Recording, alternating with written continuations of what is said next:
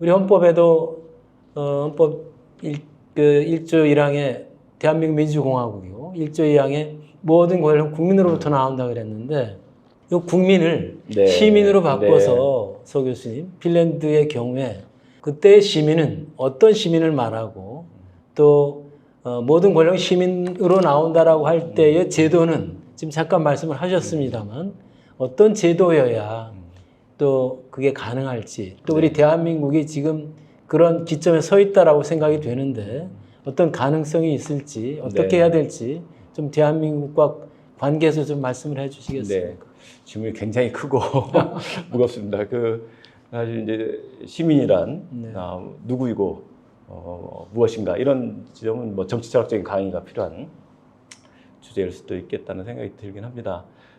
근데 이제 핀란드에서 제가 아이를 키우면서 초등학교 1학년 때부터 이렇게 교과서를 재밌게 많이 봤는데요. 이제 초등학교 때 국어 교과서나 사회 교과서 이런 것들을 보는데 민주주의에 대한 이야기를 일찍부터 가르치는데 민주주의를 어떤 뭐 다수결에 기반한 의사결정 제도 이렇게 추상적으로 가르치기보다는 아주 친근하고 와닿게 가르친다라는 생각이 듭니다.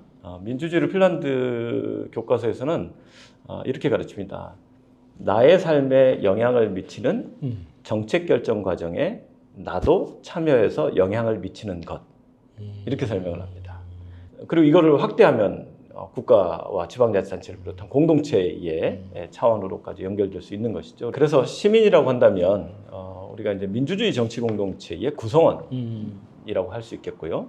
헌법적 권리와 책무를 가지는 구성원인데 서로 간에는 자유롭고 평등한 그런 주체다라고 설명할 수 있을 것 같고 특히 민주적인 또는 정치적인 의사결정 과정에 참여하는 것이 굉장히 핵심적으로 중요한데 핀란드에서 지금 설명한 것처럼 내 삶에 영향을 미치는 공공정책의 결정 과정에 그것이 국가 수준이든 지방자치 수준이든 사실은 조금 더 나아가서 마을이든 심지어는 학교든 직장이든 그 결정 과정에 나도 참여해서 영향을 미칠 수 있는 그런 역량과 권리를 가진 주체 우리가 이렇게 설명해 볼 수 있겠죠.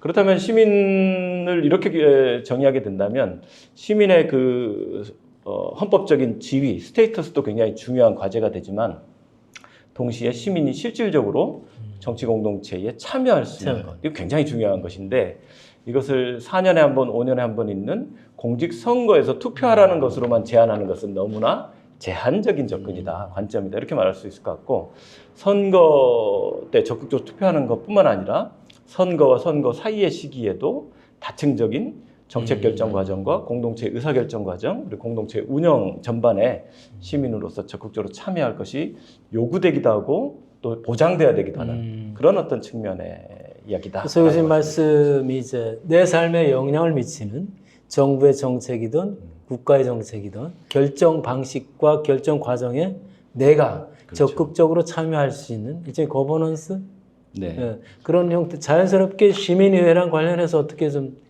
말씀해 주시죠.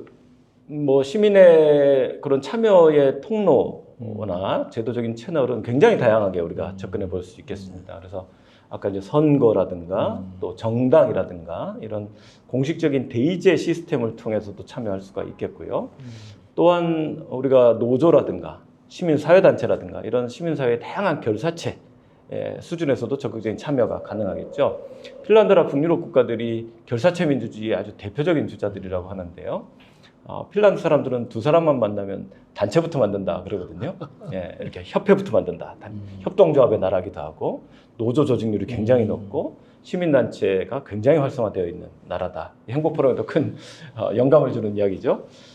그런데 이런 어떤 그 정치적인 또 사회적인 차원의 시민 참여 기제들도 아주 풍부하고 로컬 수준의 지방자치 수준의 풀뿌리 민주주의나 시민 참여 기제도 활성화되어 있는데 최근에는 여기에 대해서 직접 민주주의적이거나 수기 민주주의적인 참여 통로도 새롭게 요구하고 있고 또 그것들이 일부 제도화되어 가고 있다라고 말씀드릴 수 있을 것 같습니다. 그래서 제가 이제 핀란드 유학 중에 마침 핀란드가 정부의 발의와 국회 입법으로 시민 발의 제도를 도입을 했는데 핀란드 유권자 5만 명, 인구가 이제 550만이니까 이 정도만 1% 정도가 됩니다. 5만 명이 서명하면 그 의제를 국회가 심의하도록 하는 그런 시민 발의 제도가 도입이 되었는데 앞서 말씀드린 것처럼 비례대표제로부터 정당 민주주의, 결사체 민주주의, 또 사회적인 어떤 그런 합의에 기반한 의사결정이 아주 잘 되고 있는 나라임에도 불구하고 또 새로운 전환기적인 그런 도전과 요구가 있는 것이죠. 이제 우리의 경우도 이제 이런 부분들에 대해서 대의제는 대의제대로 더욱더 튼튼하고 건강하게 만들어 가야 되는 것과 동시에 새로운 시민 참여의 기제들을 적극적으로 실험하고 일부는 제도화를 해 가야 될 필요가 있는 것 같고 이번 응원봉 집회라든가 빛의 혁명이라고 하는 것은 이 광장의 열기를 반드시 입법과 제도화를 통해 가지고 공식적인 채널로 만들 때라는 것을 잘 보여준다라고 생각이 듭니다. 서 교수님 그 핀란드 사례를 말씀해 주시니까 참 우리 대한민국이 어떻게 나아가야 할까라는 이제 그런 방향이 좀 보이는 것 같은데 지금도 현재는 국회라든지 대통령실의 청원 5만 명 또 10만 명 이상이 청원을 하게 되면 공식적으로 답변은 하게 되어 있는데 그 답변만 하지 그것이 핀란드처럼 의제로 다뤄져서 제도화된다라든지 입법화된다라든지 이런 건 우리 한국에는 없는 것 같습니다. 지난번 이제 문재인 정부 시기에 촛불 이후에 이제 청와대 온라인 청원 제도가 활성화되었는데요. 뭐 일부 제도적인 성과들도 있었습니다. 입법까지 연결되기도 하고 부처에서 선의를 가지고 정책화를 한 사례들이 있었던 건 분명한데 문제는 제도적 수준이 굉장히 낮은 측면이 있어서 이것이 정치적인 차원의 시민권으로 인정되지 못했다는 생각이 듭니다. 그래서 사실 정부가 바뀌니까 금방 없어져 버렸고 그리고 문재인 정부 시기조차에서도 사실은 이것이 정부 당국자의 또는 리더의 선의에 기반한 제도라는 것이죠. 시민의 권리로서 우리가 요구하기보다는. 그래서 이런 부분들이 적극적인 국민 발안 제도나 시민 발의 제도로 제도화되었더라면 어땠을까라는 아쉬움이 남는데 이번에만큼은 그런 것들이 입법화되거나 제도화될 필요가 있겠다 이런 생각이 좀 들고요. 여기에 더해서 이제 최근에 또 국제적인 관심이 아주 많은 것이 아까 몇 번 말씀하신 시민의회에 관련된 제도입니다. 그래서 시민의회는 아주 좀 독특한 제도인데요. 우리가 정책 결정을 해가는 과정에 시민들의 의견을 수렴해서 그 합당한 대안들을 수립하고 이행한다라는 생각들을 다 가지고 있는데 이럴 때 통상 우리가 확인하는 방법이 여론조사 같은 것이죠. 그런데 그 여론조사 응답률이 우선 굉장히 낮잖아요. 그리고 이번에 명태균 뭐 이런 스캔들에서 보듯이 왜곡되는 경향도 심지어 한국에서는 높고 그런데 이 여론조사 ARS나 이렇게 전화를 받았을 때 저 자신도 일단 끊는 경우가 대부분이고 두 번째는 그 질문을 받을 때도 제가 어떤 숙고에 기반해서 그 의제를 정확하게 이해하고 공적인 판단을 내려가지고 답변을 하는 거라기보다는 즉흥적인 답변을 하는 경우들이 있다는 것이죠. 그래서 이런 정도의 어떤 여론조사 결과를 가지고 우리가 공공정책을 수립한다는 것이 한계적이다라는 생각들을 하게 되는 것이고 우리 시민사회와 공론장 전반에서 조금 더 활성화되고 숙고된 여론이 필요하다. 정제된 공적인 그런 어떤 판단들이 요구된다라는 생각 속에서 새로운 이제 수기적인 그런 메커니즘을 만들어서 운영해 오고 있는 나라들이 있습니다. 그게 이제 자연스럽게 소위 우리 학계에서도 얘기하는 수구의 민주주의, 수구의하고 논의하고 하는 과정. 그런데 이제 그 수기하는 과정의 질적 정도에 따라서 제한되는 어떤 합리성이라든지 이런 것이 좀 달라질 텐데 아직은 훈련이 좀 덜 된 것 같아요. 그러니까 실제로는 광장에서 우리가 소리를 많이 내지만 될 수 있을까? 어떻게 해야 되지에 대해서 아직도 익숙치 않고 현실적이지 않다라고 생각하는 사람들이 많거든요. 그래서 이제 수구민주주의 또 서 교수님 늘 말씀하시니까 수구민주주의 과정을 핀란드는 해왔고 잘하고 있고 그렇다고 보여집니다. 우리 한국에서 이러한 수구의 민주주의를 좀 이뤄나가려면 구체적으로 좀 어떻게 하면 좋을지. 이제 민주주의를 어떻게 이해하느냐에 있어서 이것을 선거 중심의 어떤 대표와 투표 시스템 정도로 이해하는 것은 조금 제한적이다라는 생각이 들고요. 이건 반드시 필요하지만 여기에 이제 우리가 하나 굉장히 강조가 되는 것이 시민 참여가 실질적으로 일어나야 된다라는 것이죠. 참여의 폭이 넓어야 되고 누구나 평등하고 자유롭게 참여할 수 있어야 된다라는 게 참여민주주의의 요구입니다. 그리고 여기에 더해서 1990년대 이후 이제 유럽을 중심으로 그리고 국내에서도 수기민주주의에 대한 관심이 이제 제기가 되었는데 수기민주주의는 시민의 양적 참여에 더해서 질적인 참여도 가능해야 된다라는 요구로 집약해 볼 수 있을 것 같고요. 특히 이 정책 결정 과정이나 의제화의 과정에서 공론회장이 아주 활발하게 돌아가야 되고 이 공론장에서의 토론과 수기, 대화와 타협이 일어나야 된다라는 것이죠. 그걸 통해서 우리가 더욱더 대표성 있고 정당하고 질적으로 우수하며 효과적인 정책들을 만들어낼 수 있고 이것이 민주주의의 퀄리티, 질도 높여갈 것이다라는 기대인데요. 전반적으로 민주주의의 이 수기의 어떤 성격이나 질 자체를 높여가야 되는 과제가 하나 있다라는 생각이 하나 들고 두 번째는 그것을 아주 좀 뭐랄까요 우리가 좀 그 준비된 여건을 마련하면서 시민들이 수기를 해 나가고 그 수기의 전과 후로 의견과 선호가 어떻게 달라지는가를 보여주고 그렇게 해서 숙고된 판단과 더 나은 대안들, 정책 대안들에 도달하는 모습 이런 것들을 실험해 보려는 사례들이 굉장히 많아졌고 그 중에 일부는 지금 제도화까지 나아가고 있는 것이죠. 그리고 우리도 이제 비슷한 실험들, 공론조사라든가 공론화위원회 실험을 꾸준히 해오기는 했던 터인데 일부 한계들이 있었기 때문에 최근에는 그런 한계들을 뛰어넘는 대안적 기제로서 시민의회에 대한 관심이 굉장히 높아진 것 같습니다. 시민의회를 쉽게 설명을 드리자면 우선은 국가적으로나 지역적으로 공동체 차원에서 중요한 의제들에 대해서 시민들의 어떤 충분히 어떤 의견이 모여지고 합의가 되고 또 숙고된 판단들을 이끌어내려는 기제인데요. 특히 무작위 추첨의 원리를 통해 가지고 시민 누구나 참여할 수 있는 그런 어떤 확률을 보장하겠다라는 이른바 통계적인 대표성이죠. 인구 전반에.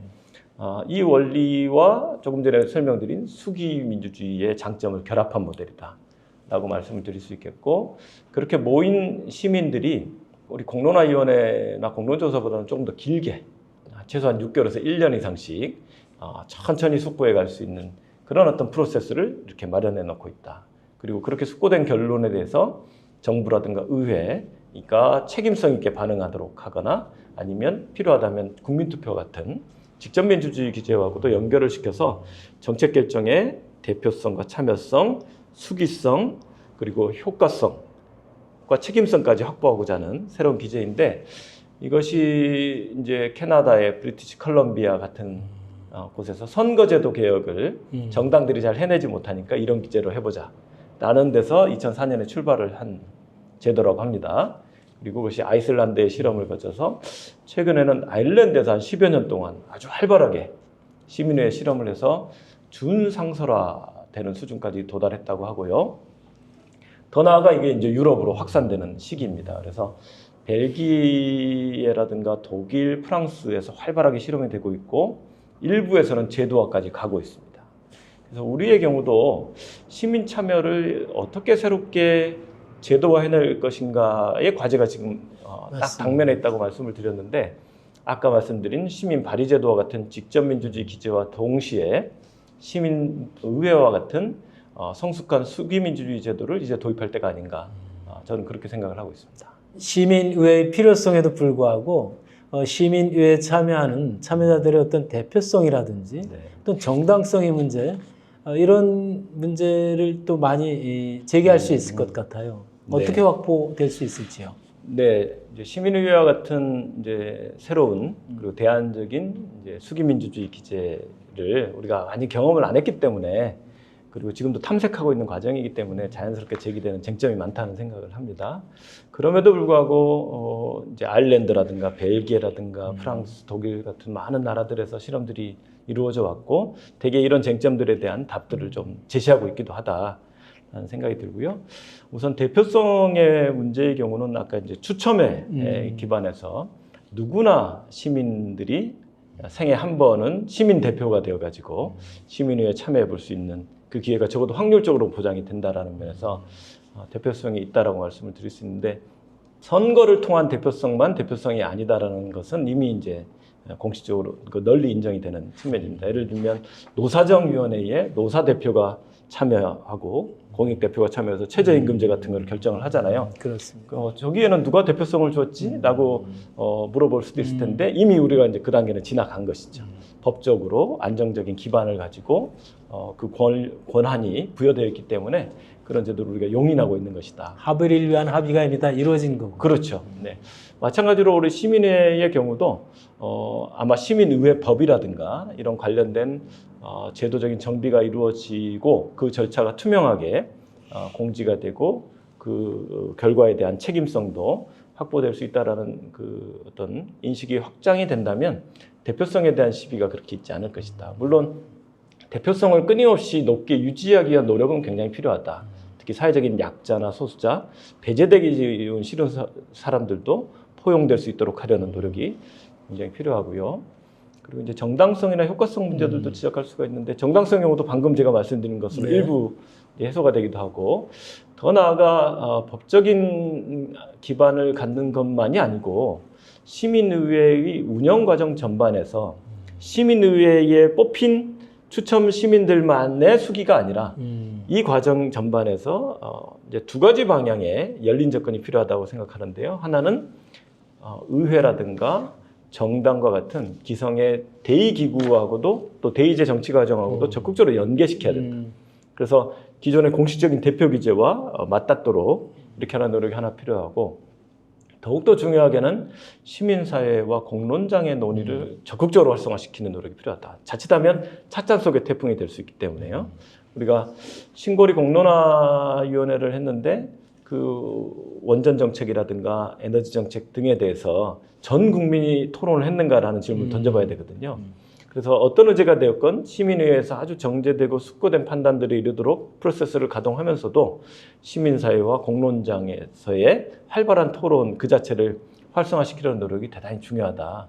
이런 방식으로 정당성의 문제를 극복해 볼 수 있겠다라는 말씀을 드리고 효과성의 경우는 결국은 시민회가 결론을 내리고 권고하고 했는데도 정부가 이걸 수용하지 않거나 그냥 도구화하는 경우들도 많거든요. 이제 그러지 않아야 된다는 것인데 역시 이 부분도 미리 우리가 법제화 과정에서 시민의회의 그 최종적인 권고나 산출물에 대해서 정부나 의회와 같은 공식적인 대의기구들, 대표기구들이 어떻게 반응해야 되는가를 대강 규정해 놓는 방식으로 근데 의회에서는 충실한 심의를 해야 된다. 라든가 6개월 안에 시민의회 피드백을 해야 된다라든가 반드시 공표해야 된다라든가 또 아주 민감하고 중요한 의제의 경우는 국민투표로 회부를 해야 된다든가 이런 부분들을 규정한다면 정당성, 효과성 이런 문제들도 극복할 수 있지 않을까라고 생각이 됩니다. 대단히 중요한 말씀인데 우리가 보통 핀란드를 포함한 북유럽은 그 복지 정책이 너무나 잘 돼 있고 그것이 그 시민들과 국민들의 행복과 직결된다라고 많이 이야기하는데 핀란드의 복지 정책과 우리 대한민국의 복지 정책 잠깐 비교해 주시고 우리가 좀 어떻게 개선됐으면 좋겠다라는 말씀도 좀 짧게 해주시죠. 네.